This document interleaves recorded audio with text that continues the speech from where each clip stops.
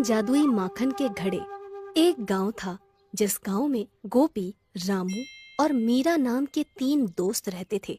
वे तीनों एक साथ स्कूल जाया करते थे और एक साथ खेला करते थे। गोपी गरीब लड़का था, उसका घर बहुत छोटा था और वो ज्यादा महंगे कपड़े नहीं पहन सकता था। रामू और मीरा बहन भाई थे और वो बहुत अमीर थे। उनका बहुत सुंदर घर था। दोनों बहुत सुंदर सुंदर कपड़े पहना करते थे। रामू हमेशा अपनी चीजें दिखाकर गोपी को चिढ़ाया करता था, पर मीरा बहुत ही अच्छी लड़की थी। वो गोपी के लिए कभी कभी रामू के ऊपर गुस्सा हो जाती थी।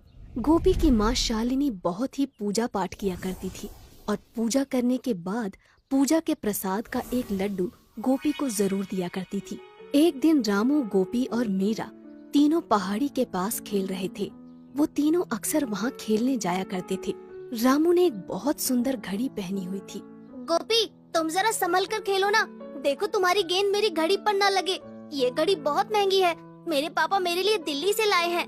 रामू भैया, आप अपनी ये घड़ी निकाल भी तो सकते हो। खेलते समय अगर उस पर गलती से गेंद लग गई तो? बेचारा गोपी दोनों की बातें चुपचाप खड़े होकर सुन रहा था। वो कुछ नहीं बोला। क्या हुआ गोपी?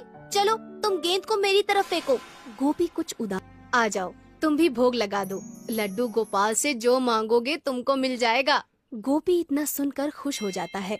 सच माँ, लड्डू गोपाल कुछ भी कर सकते हैं।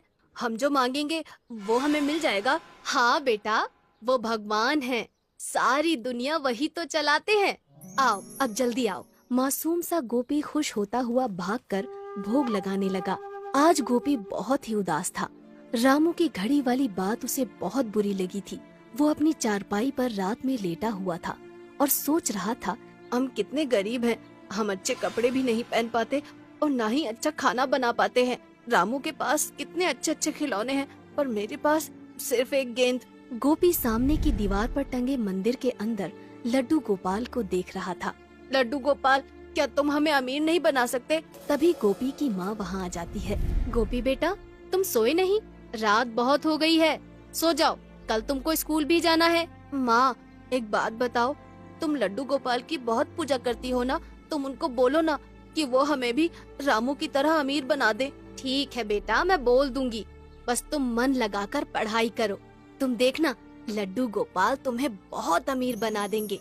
चलो, अब तुम सो जाओ। गोपी अपनी माँ की बात मानकर चुपचाप सो जाता है। अगली सुबह होते ही गोपी की माँ आवाज लगाती है। गोपी बेटा, जल्दी उठो, तुम्हें स्कूल नहीं जाना क्या? गोपी की आँख खुल जाती है और उसकी सारी नींद खराब हो जाती है। आंखें खुलते ही वो कहने लगता है, अरे लड्डू गोपाल, तुम इतनी जल्दी सवेरा क्यों कर देते हो? अभी थोड़ी देर पहले ही तो रात हुई थी और इतनी जल्दी तुमने सवेरा कर दिया। गोपी ने दीवार पर लगी लड्डू गोपाल की तस्वीर को मासूमियत से देखा और नहाने चला गया। आज जन्माष्टमी है, आज स्कूल नहीं जाना है माँ। गोपी की माँ हंसने लगती है। बेटा, यही एक अच्छा तरीका है तुम्हें जगाने का। गोपी की माँ ने छोटी छोटी 3 मिट्टी की मटकियों में मक्खन भरकर एक प्लेट में सजाकर वो प्लेट गोपी को दे दी। बेटा गोपी, ये तीनों मटकियाँ मंदिर के पास एक रस्सी से बांध दो। गोपी ने पूछा कि इन मटकियों में क्या है।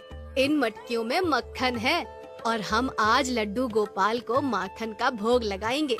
कहते हैं मंदिर में मक्खन की मटकियाँ रखने पर रात को कृष्ण कन्हैया स्वयं आ जाते हैं और माखन खा लेते हैं, और जिसका माखन उन्हें पसंद आ जाता है उसकी सारी मनोकामनाएं पूरी हो जाती हैं।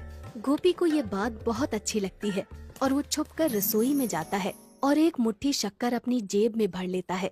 घर के आंगन वाले मंदिर में पहुंचते ही गोपी अपनी जेब से शक्कर बाहर निकालता है। लड्डू गोपाल, मैं आपको ज्यादा मीठा माखन खिलाऊंगा, लेकिन आप बदले में मुझे अमीर बना देना। इसके बाद गोपी थोड़ी थोड़ी शक्कर तीनों मटकियों में डाल देता है और मटकियों को रस्सी से मंदिर के आंगन में लटका देता है। माँ, मैं खेलने जा रहा हूँ। मैंने मंदिर में माखन की मटकियाँ रख दी है। बेटा, शाम को जल्दी आ जाना, आज जन्माष्टमी पूजा है। गोपी अपनी गेंद को लेकर टहलता हुआ पहाड़ों के पास उसी नदी के पास चला जाता है जहाँ वो अक्सर अपने दोस्त रामू और मीरा के साथ आता था। वहाँ जाकर गोपी की नजर एक फूलों वाले पेड़ पर पड़ती है।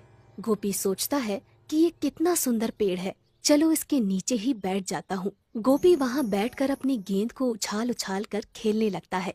कि तभी उसकी गेंद उसके हाथों से छूटकर नदी में जा गिरती है और गोपी को तैरना नहीं आता था, इसलिए वो मायूस होकर वापस लौट आता है।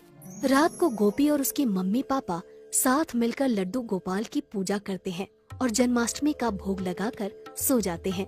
अगले दिन गोपी जब मंदिर के आंगन में जाता है तो तीनों मटकियों के नीचे बहुत सारा मक्खन डला हुआ था। माँ, ये मटकियों से माखन किसने निकाला है? देखो कितना सारा माखन नीचे गिरा दिया है। बेटा, अभी मंदिर के आंगन में तो कोई नहीं गया, जरा मटकियाँ खोल कर देखना। गोपी शरारत करते हुए तीनों मटकियों को फोड़ देता है। मटकियाँ फूटते ही उसकी आंखें फटी की फटी रह जाती हैं। तीनों मटकियों से हीरे और चांदी के सिक्के और नोटों की गड्डियाँ नीचे गिर रही थी। माँ, ओ माँ, जल्दी आओ, देखो इन मटकियों में कितना सारा खजाना भरा है। गोपी की माँ तुरंत वहाँ आ जाती है। हे भगवान, इतना सारा खजाना! लगता है लड्डू गोपाल ने हमारी प्रार्थना सुन ली है। गोपी और उसकी माँ बहुत खुश थे। अब वो भी बहुत अमीर हो चुके थे। उनके पास बहुत सारे हीरे और चांदी के सिक्के और 2000 के नोटों की गड्डियाँ आ गई थी। उन्होंने अपना बहुत सुंदर घर बनवा लिया था और सुंदर सुंदर कपड़े भी खरीद लिए थे। गांव के लोग समझ रहे थे कि गोपी के पापा बाहर से बहुत सारा धन कमा कर लाए हैं। अब गोपी अपने दोस्त रामू से भी ज्यादा अमीर हो गया था। अब गोपी बहुत खुश था। कुछ दिनों बाद रामू और मीरा गोपी के घर खेलने आते हैं। दोनों भाई बहन गोपी का घर देखकर दंग रह जाते हैं। इतना सुंदर घर उन्होंने कभी नहीं देखा था। रंग बिरंगे सुंदर सुंदर पर्दे और सुंदर सुंदर खिलौने और बहुत बड़ा प्यारा सा बागीचा। वहाँ बागीचे में बहुत सुंदर झूला भी था। गोपी, तुम्हारे पापा बाहर से बहुत सारा धन कमा कर लाए हैं। अब तुम भी बहुत अमीर बन गए हो। हाँ रामू भैया, आप हमेशा गोपी को नीचा दिखाया करते थे। आज गोपी हमसे भी ज्यादा अमीर हो गया है और उसमें जरा भी घमंड नहीं है। उसने हमें अपने घर बुलाकर इतना अच्छा नाश्ता करवाया है। तुम सच कह रही हो मीरा, गोपी बहुत ही अच्छा लड़का है। मैंने उसके साथ अच्छा नहीं किया, उसकी बात बात पर बेइज्जती की और अपने चीजों का घमंड दिखाया। तुम भी क्या बातें लेकर बैठ जाते हो? जो हुआ उसे भूल जाओ। हम तीनों दोस्त हैं और दोस्ती के बीच में ऊंचा नीचा नहीं होता। तो बच्चों, इस कहानी से यही समझ में आया कि हमें अपना विश्वास कभी नहीं खोना चाहिए। भगवान हमेशा हमारे साथ होते हैं।